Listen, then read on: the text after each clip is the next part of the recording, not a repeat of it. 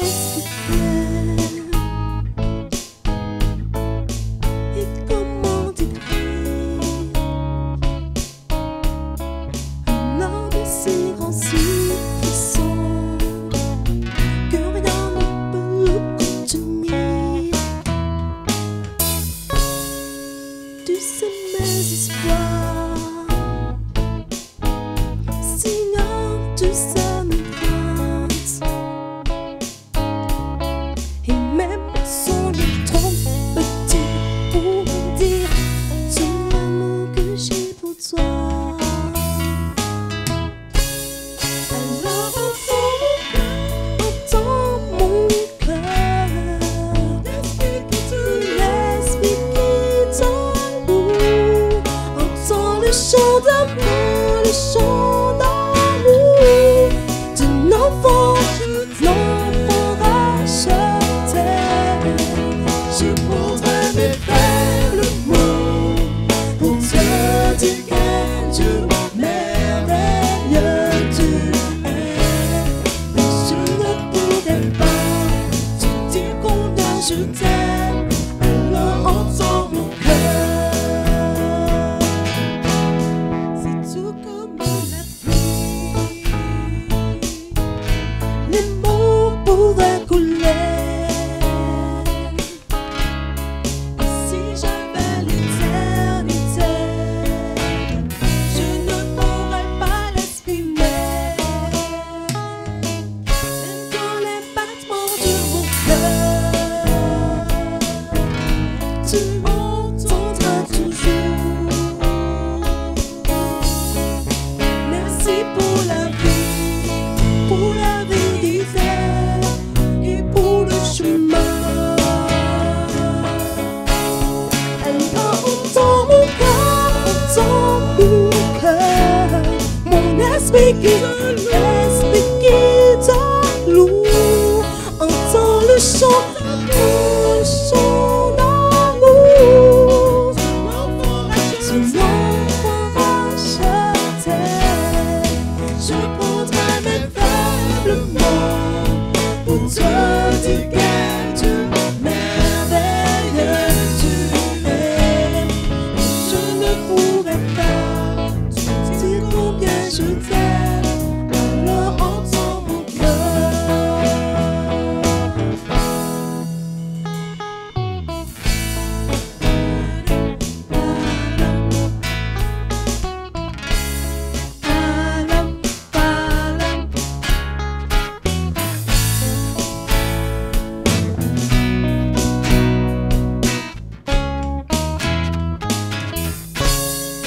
Tu sais nos espoirs, sinon tu sais nos craintes. Nos mots sont bien trop petits pour dire tout l'amour que nous avons. Alors entends nos cœurs, nos esprits qui t'allouent, entends le chant d'amour de tout est racheté. Nous comptons nos faibles mots pour te dire quel Dieu merveilleux tu es. Nous ne pourrons pas te dire tout notre amour. Alors entends nos cœurs. Alors entends nos cœurs, nos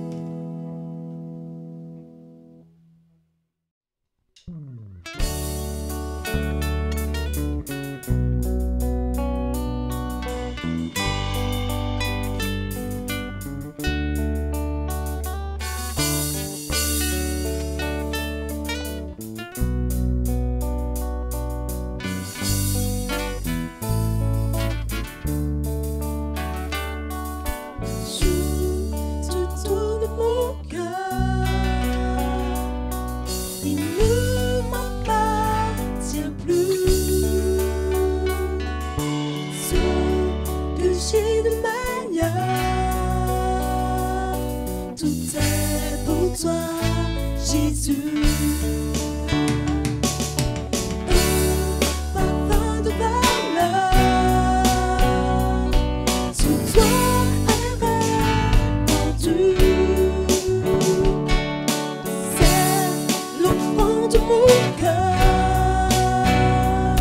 Je suis à toi, Jésus.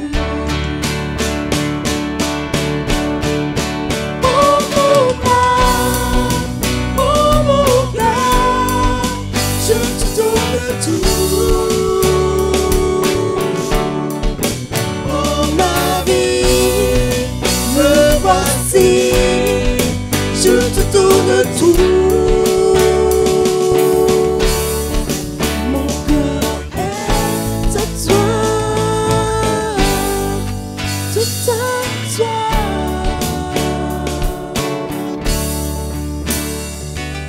Je te donne mon cœur, il ne m'appartient plus. Ce que j'ai de meilleur, tout est pour toi, Jésus. Un parfum de valeur, sur toi est répandu. C'est l'offrande de mon cœur. Je suis à toi, Jésus.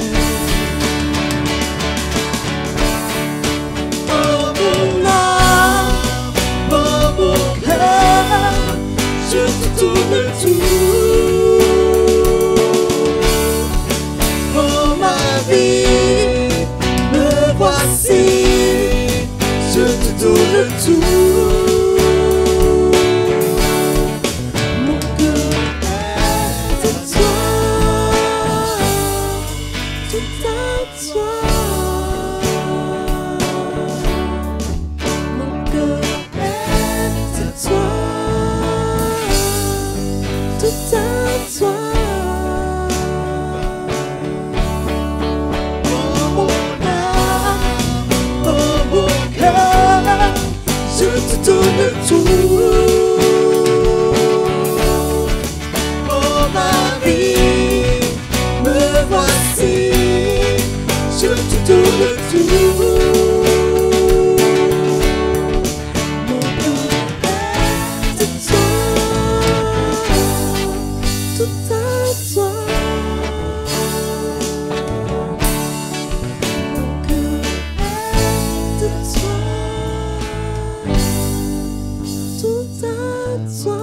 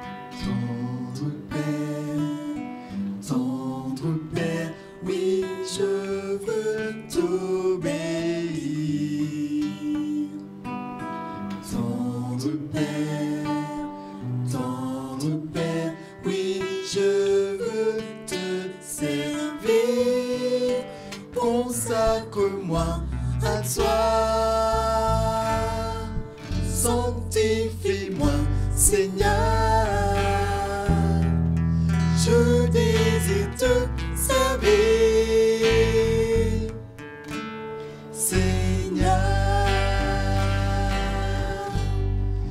consacre-moi à toi,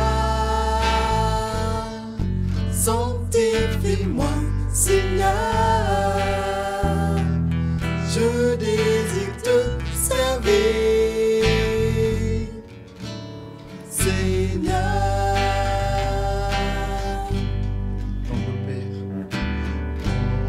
Père, tendre Père, oui, je veux t'obéir.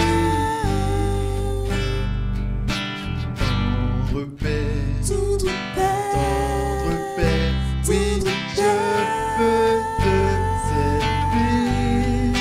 Consacre-moi à toi,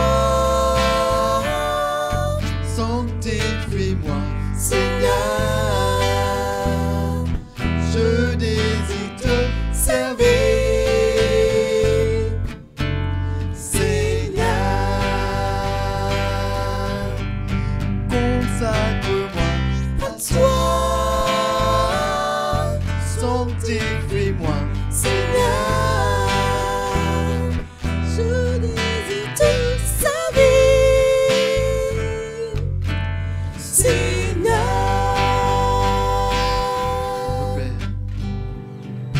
Tendre Père, Tendre Père, oui, je veux t'obéir. Tendre Père, Tendre Père, oui, je veux te servir.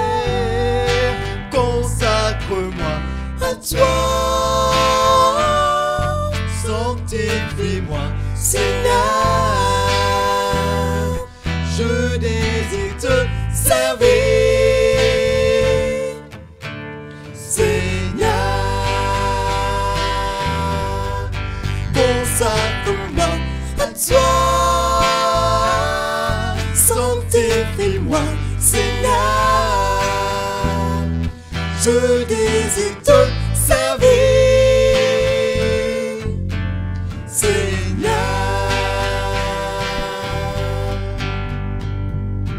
Tendre Père, Tendre Père, Oui, je veux t'obéir.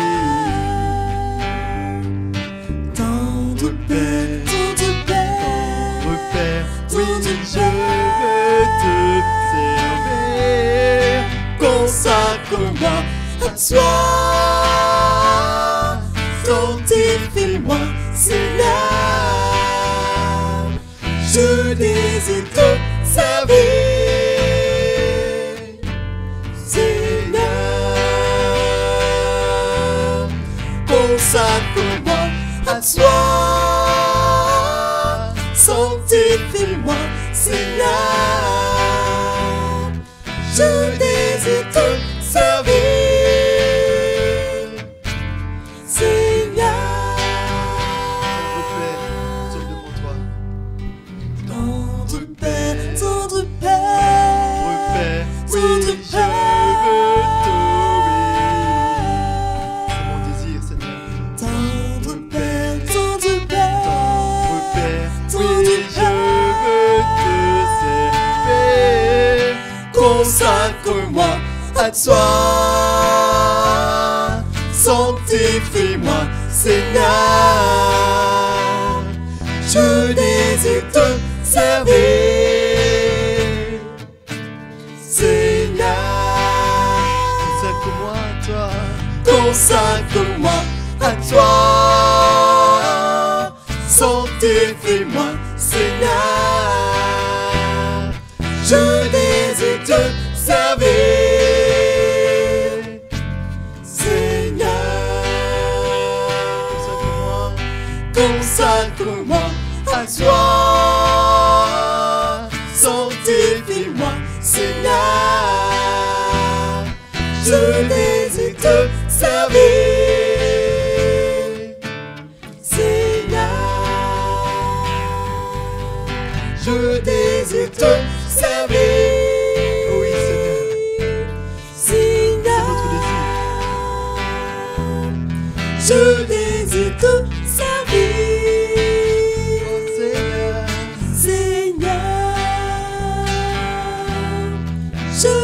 désire te servir, Seigneur. Mon désir, c'est mon souhait. Je désire te servir,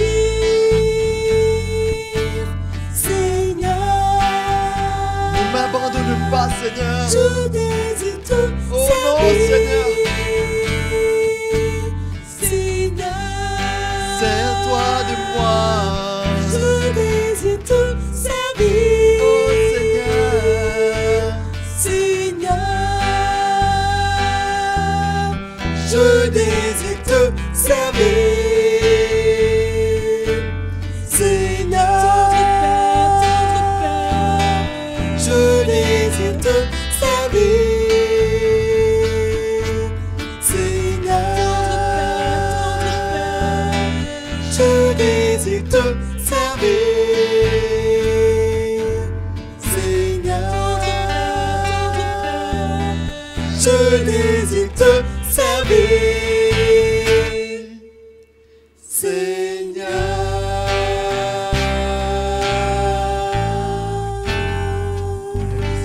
tout est pour toi. Alléluia.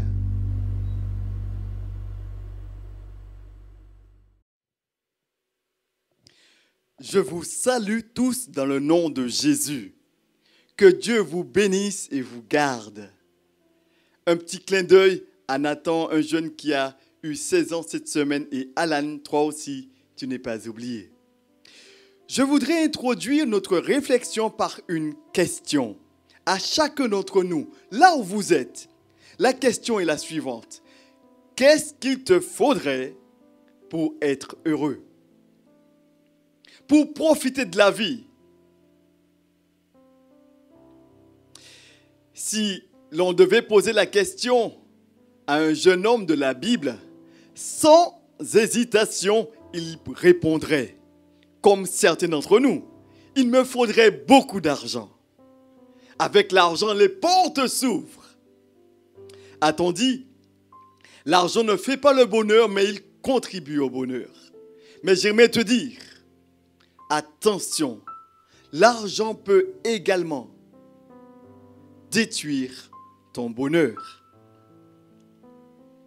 Je vous invite à lire une histoire que Jésus lui-même va relater, où il est question d'un jeune qui va demander son héritage à son père parce que lui, il voulait profiter de la vie, il voulait se réaliser.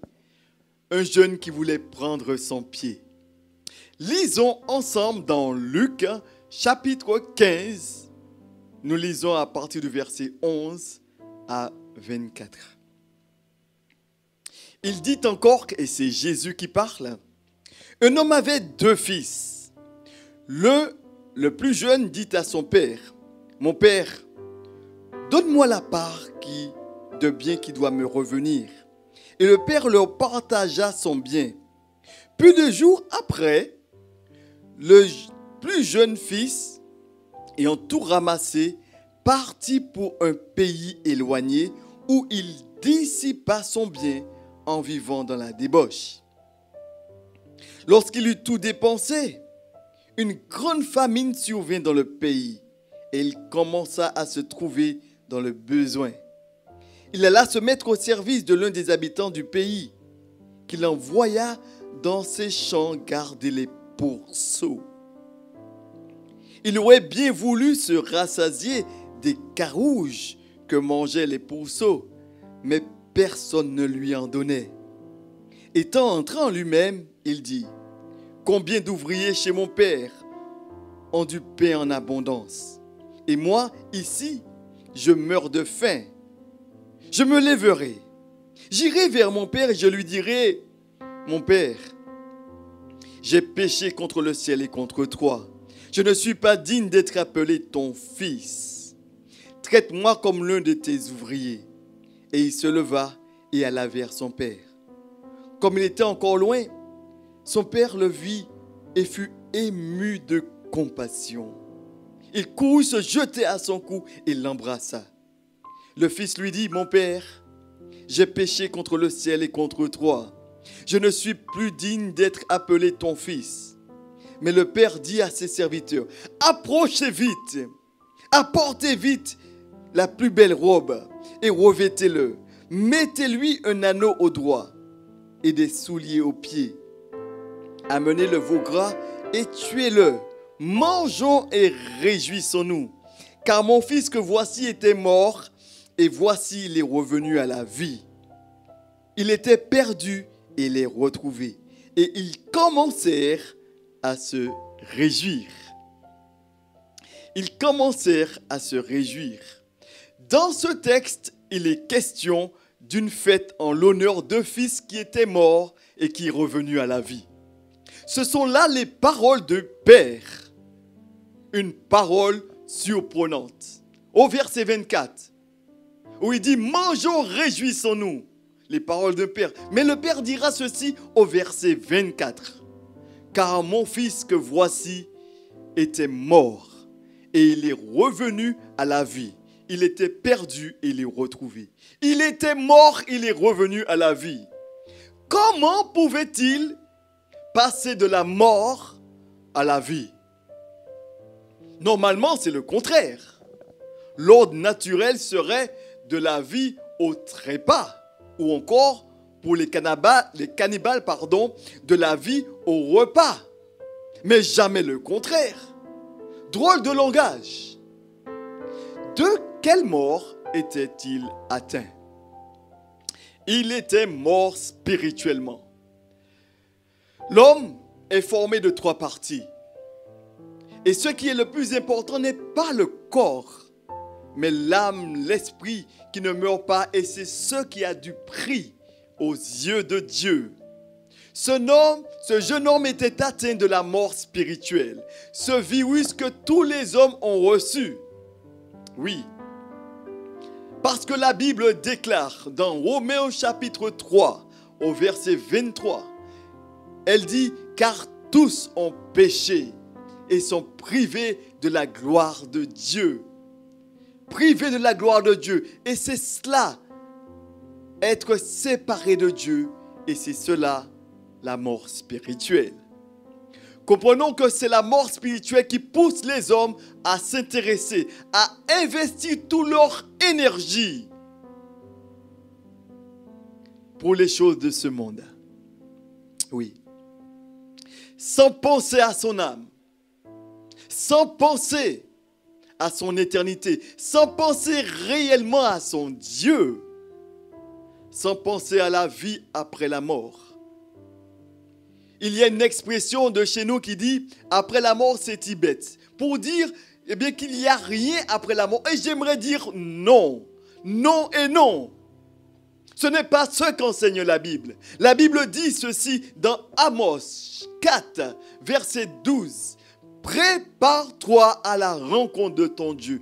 Tôt ou tard, il te faudra rencontrer ton Dieu. »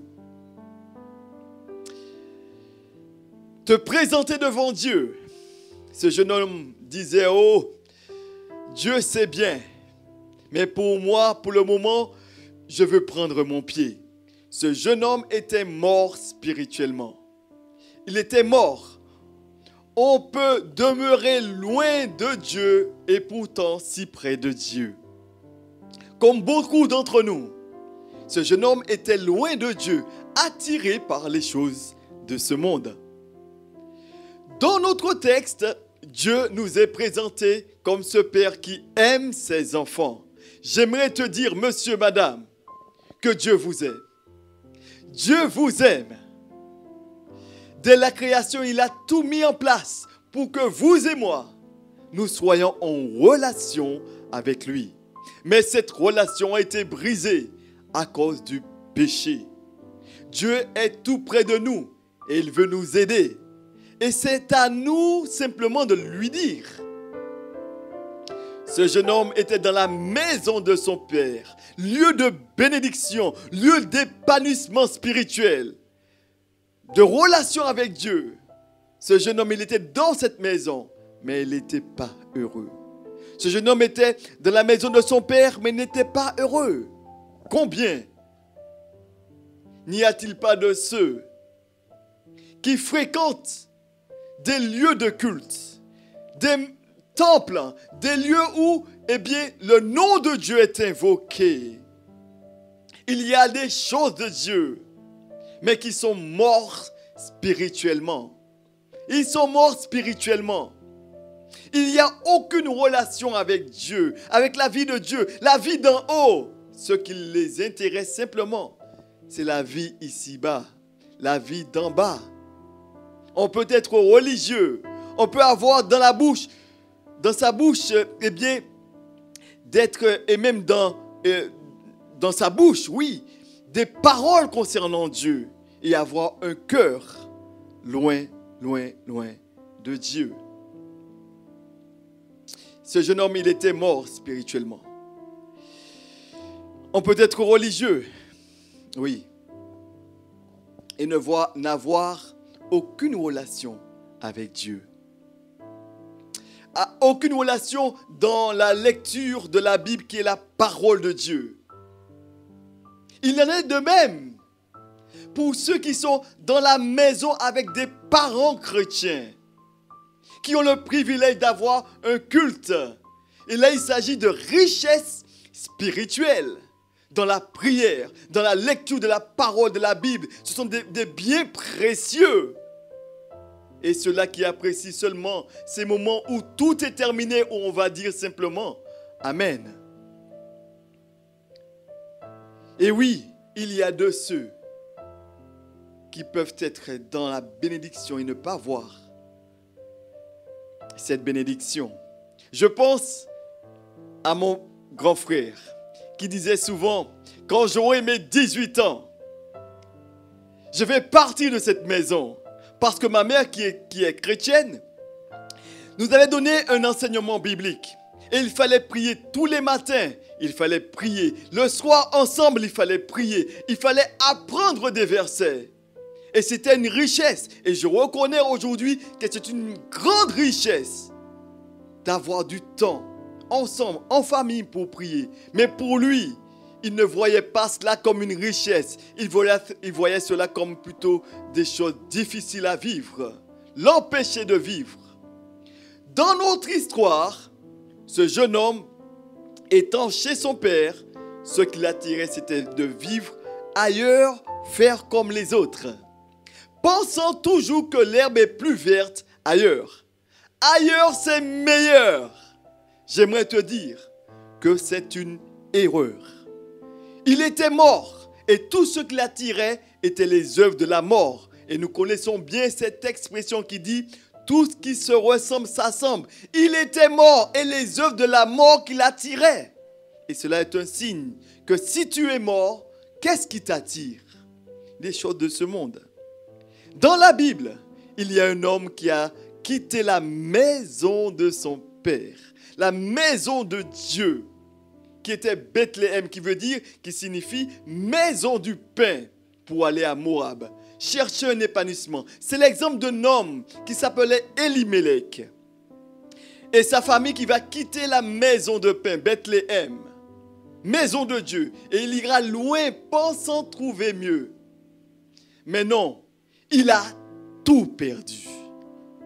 Il a perdu sa vie. Il a perdu la vie de ses fils. Ses fils ont trouvé la mort.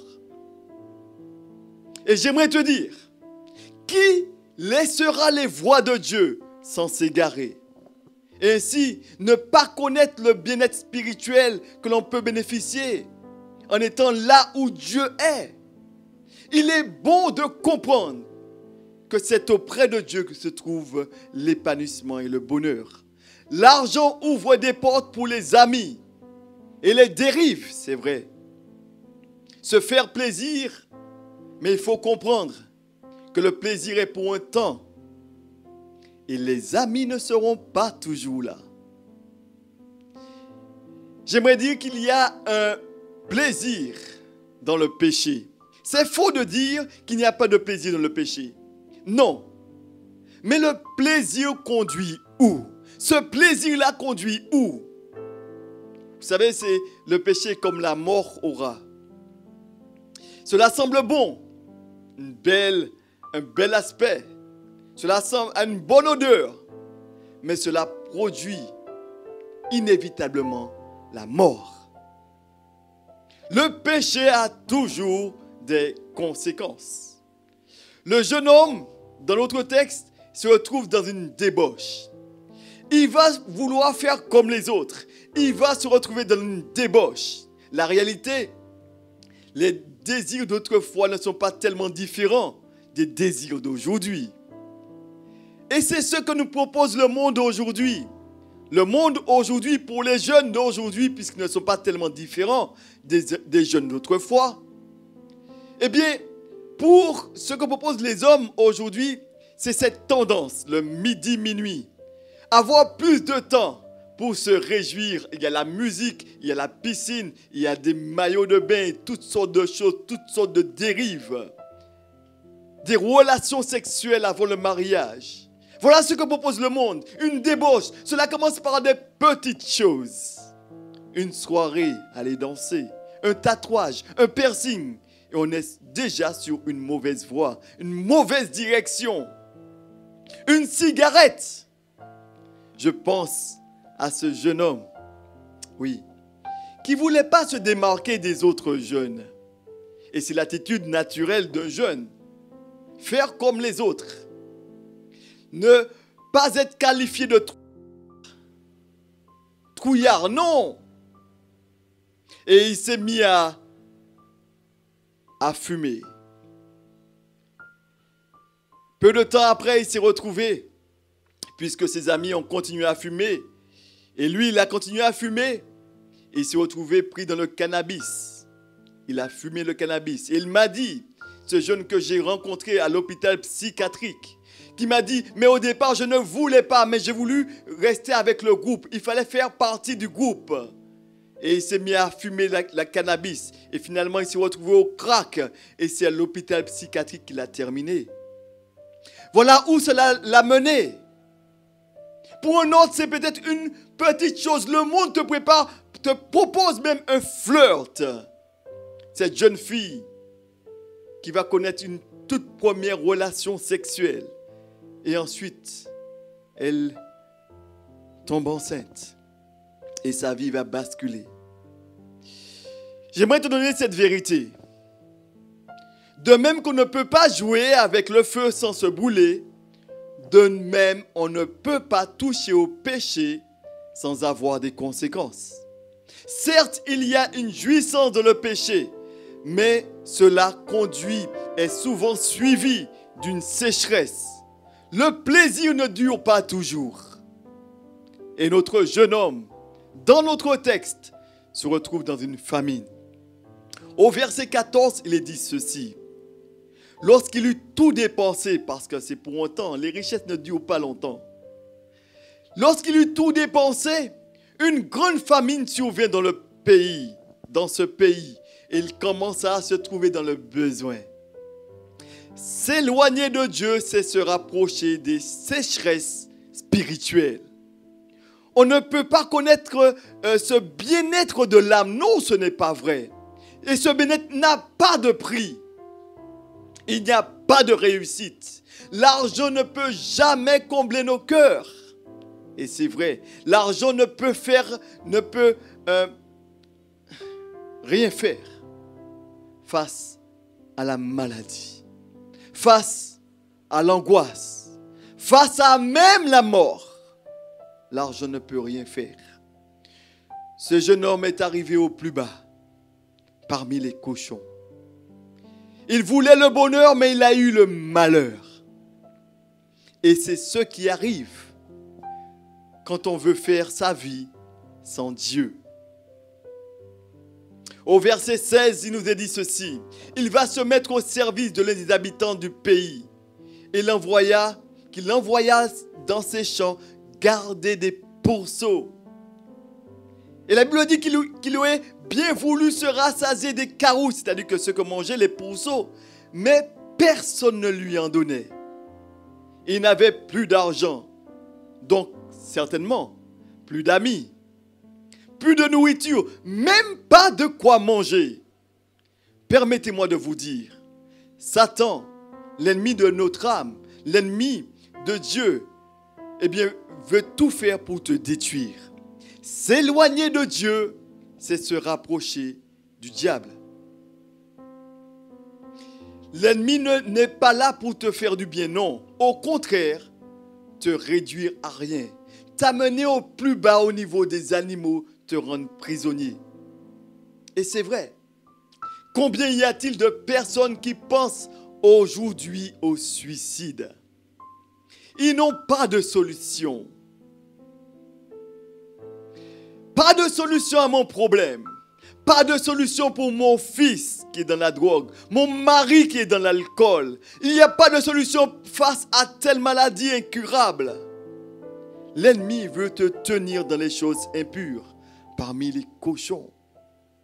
Des choses qui ne glorifient pas Dieu. Et tu es esclave de toutes ces choses. Tu veux t'en sortir. Tu veux abandonner ces choses. Mais tu n'y arrives pas.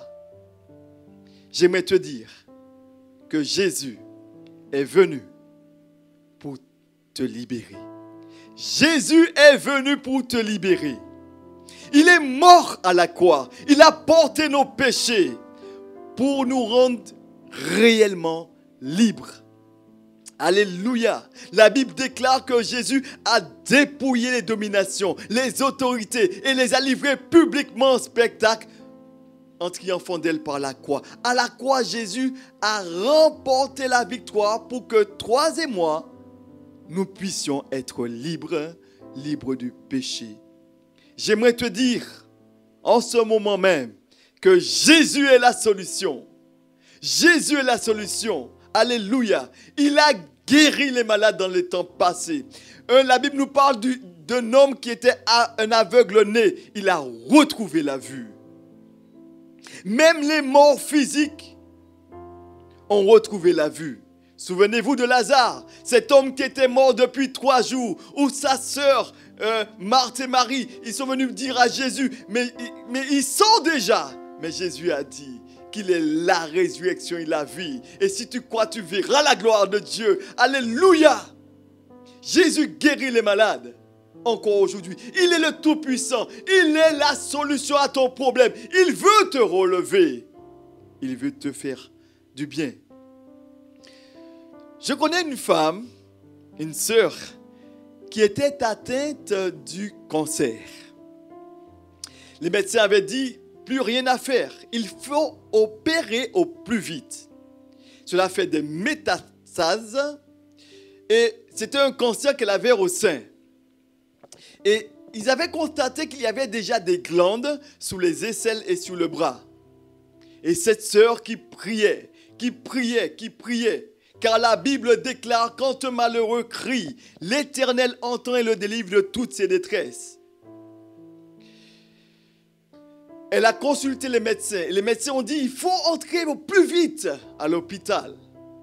Et la veille de l'opération, puisqu'il fallait opérer pour enlever toutes ces glandes, les médecins sont venus et ils ont marqué, ils ont mis des repères, des signes pour repérer les boules cancéreuses, pour les enlever le lendemain.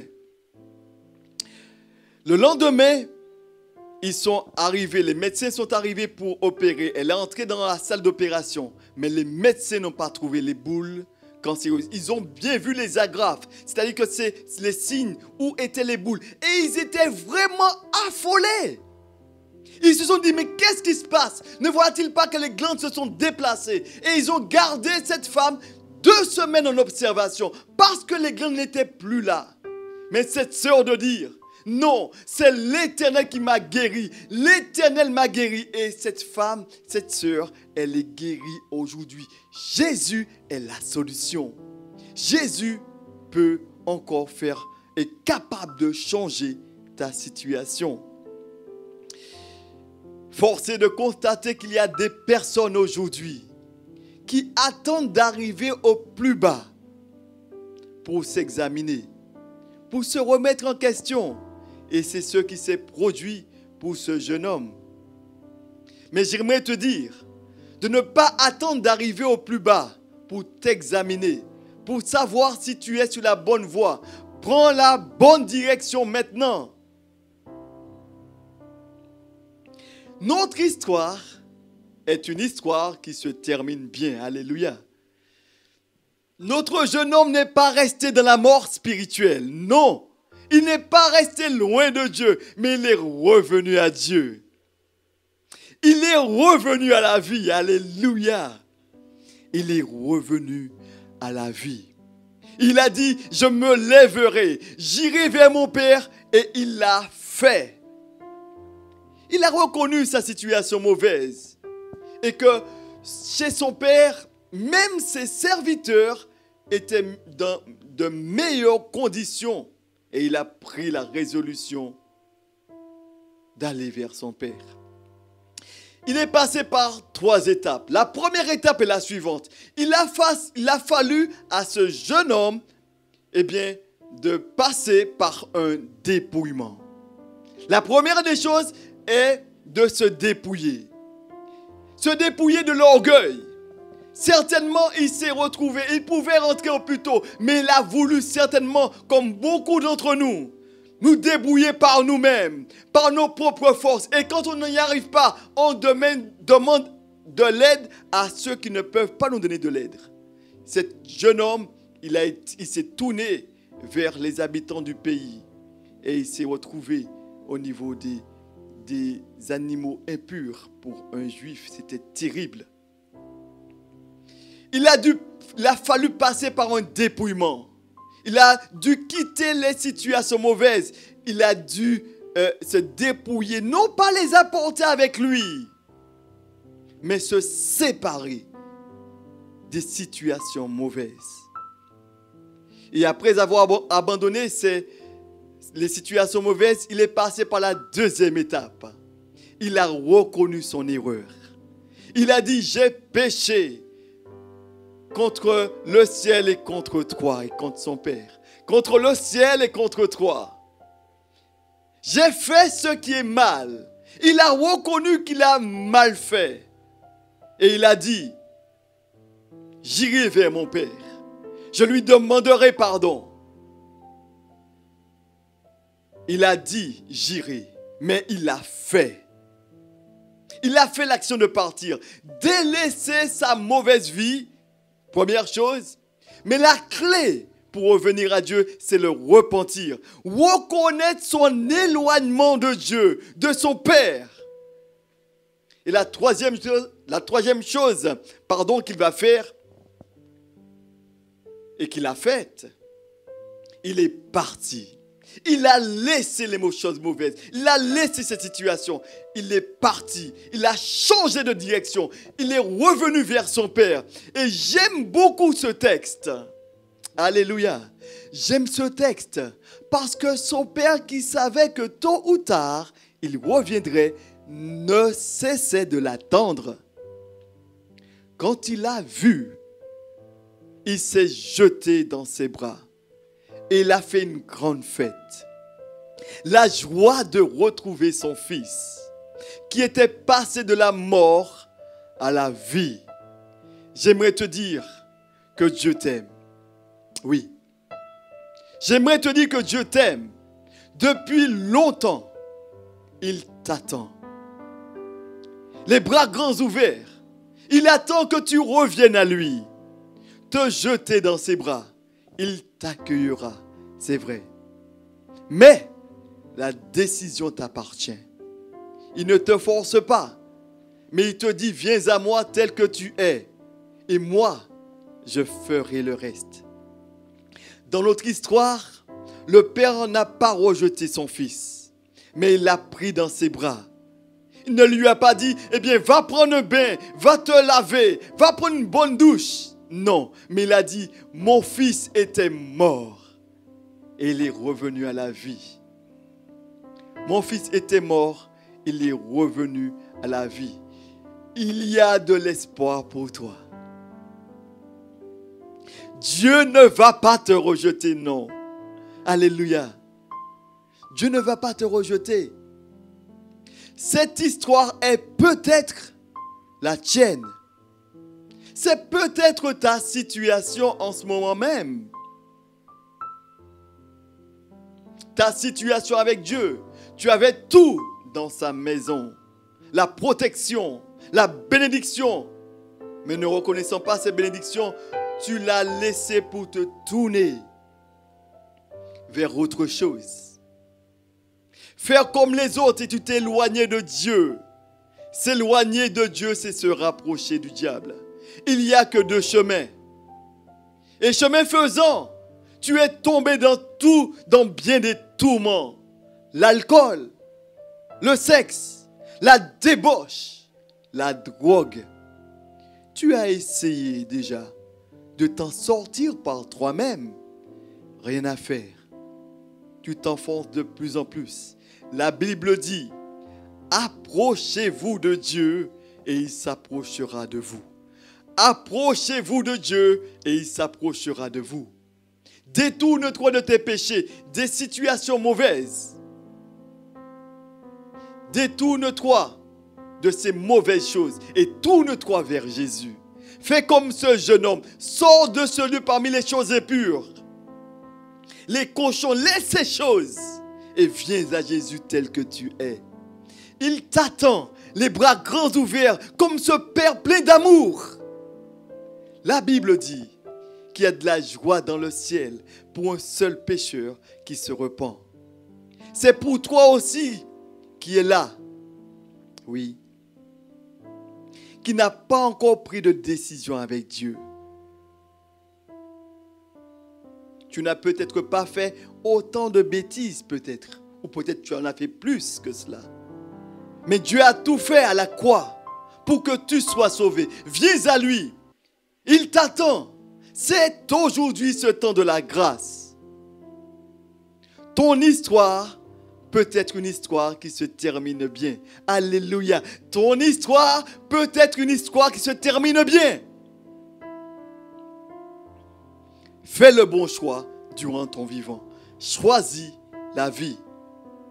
Reviens à la maison. J'aimerais dire une personne qui a déjà pris une décision avec Dieu dans le temps passé.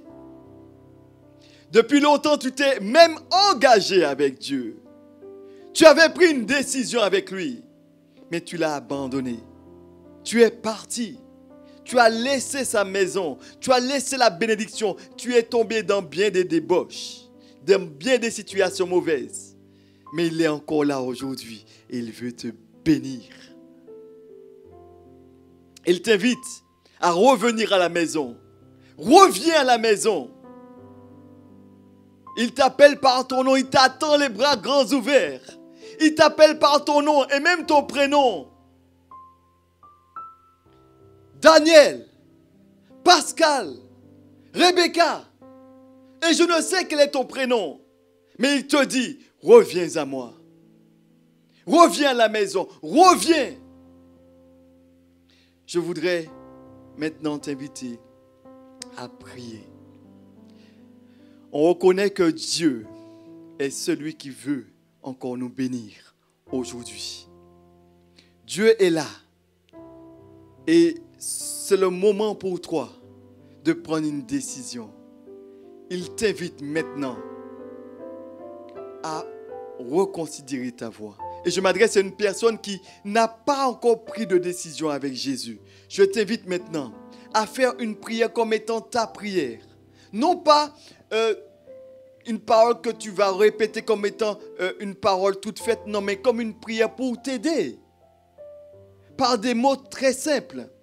Dire à Dieu simplement que tu t'abandonnes entre ses mains. Alors, je t'invite là où tu es à répéter cette prière comme étant ta prière. Comme prenons la décision, disons Seigneur, je veux que tu entres dans ma vie. Dis-lui, Seigneur Jésus, là où tu es, Seigneur Jésus, je te demande pardon pour tous les péchés commis contre toi. Je reconnais que le péché m'a séparé de toi, m'a éloigné de toi, mais j'abandonne ce péché maintenant et je me tourne vers toi. Je t'invite maintenant à venir, à entrer dans ma vie. Inscris mon nom dans le livre de vie. Je t'invite, Seigneur Jésus, à entrer dans mon cœur.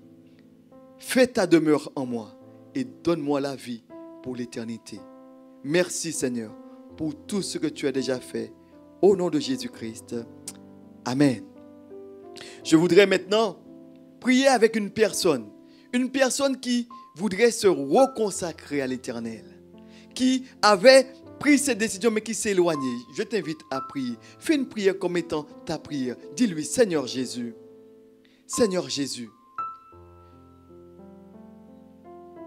depuis longtemps, tu m'appelles. J'ai répondu à ton appel il y a quelques années de cela déjà, des jours de cela, des mois, il y a du temps passé. Mais je reconnais que je me suis éloigné de toi. Je t'invite maintenant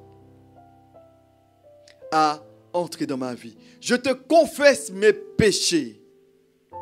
Parce que dans ta parole, il est dit, celui qui avoue et délaisse obtient miséricorde. J'abandonne toutes ces choses. Et je me tourne vers toi. Seigneur, je repars avec toi. Viens, fais ta demeure en moi et donne-moi de marcher par ton esprit. Aide-moi à retrouver le chemin, cette intimité avec toi dans la prière et dans la lecture de ta parole. Manifeste-toi dans ma vie et que tu me bénisses. Au nom de Jésus-Christ. Amen. Amen. Que Dieu vous bénisse et vous fasse grâce dans le nom de Jésus-Christ. Amen.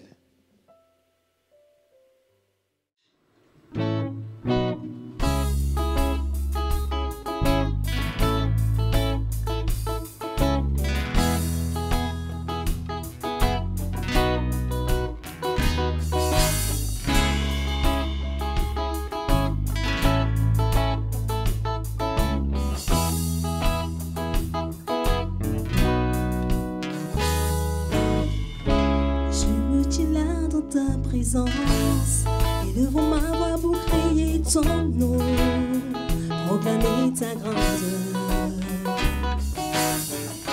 Sois mon rocher, ma forteresse, je ne cesserai de louer ton nom, car tu es Dieu. Je me tiens debout devant toi, m'accrochant à toutes tes promesses. Ta parole agissant en moi me dévoile toute ta sagesse. Seigneur, vers toi j'élève ma voix, car tu es mon Dieu. Touche-moi encore, Seigneur, me voici. J'ai besoin de toi, je veux être touché par toi. Seigneur, me voici. J'ai besoin de toi. Je veux être touché par toi. Être touché par toi.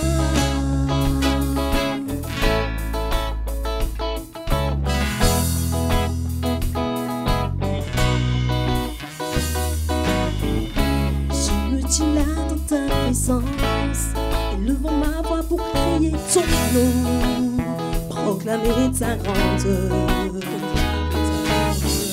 Sois mon rocher, ma forteresse, je ne cesserai de louer ton nom, car tu es Dieu. Je me tiens debout devant toi, m'accrochant à toute ta promesse. Ta parole agissant en moi me dévoile toute ta sagesse. Seigneur, vers toi j'élève ma voix, car tu es mon Dieu. Touche-moi encore, Seigneur, me voici. J'ai besoin de toi, je veux être touché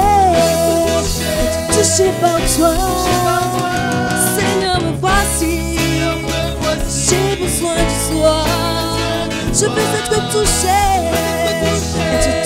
par toi. Touché par toi, Seigneur Jésus, j'ai besoin de toi. Seigneur Jésus, j'ai besoin de toi dans mon cœur, dans ma vie, ma famille. Seigneur Jésus, j'ai besoin de toi dans mon cœur, dans ma vie, ma famille. Seigneur Jésus, j'ai besoin de toi, j'ai besoin de toi dans mon touché par toi, touché par toi, touché par toi, touché toute ma vie touchée par toi, toute ma famille touchée par toi, tout ce que je suis soit touché, touché, touché. Seigneur Jésus, j'ai besoin de toi dans mon cœur, dans ma vie, ma famille. Seigneur Jésus, j'ai besoin de toi dans mon cœur, dans ma vie. Touché, touché, oh touché, oh touché, touché, touché, touché, touché, tout ce que je toi, ma famille touchée par toi, tout ce que je suis soit touché, touché, touché, touché, touché, touché, touché. Seigneur Jésus, j'ai besoin de toi dans mon cœur, dans ma vie, ma famille. Seigneur Jésus, j'ai besoin de toi dans mon cœur, dans ma vie, ma famille. Touché, touché, touché.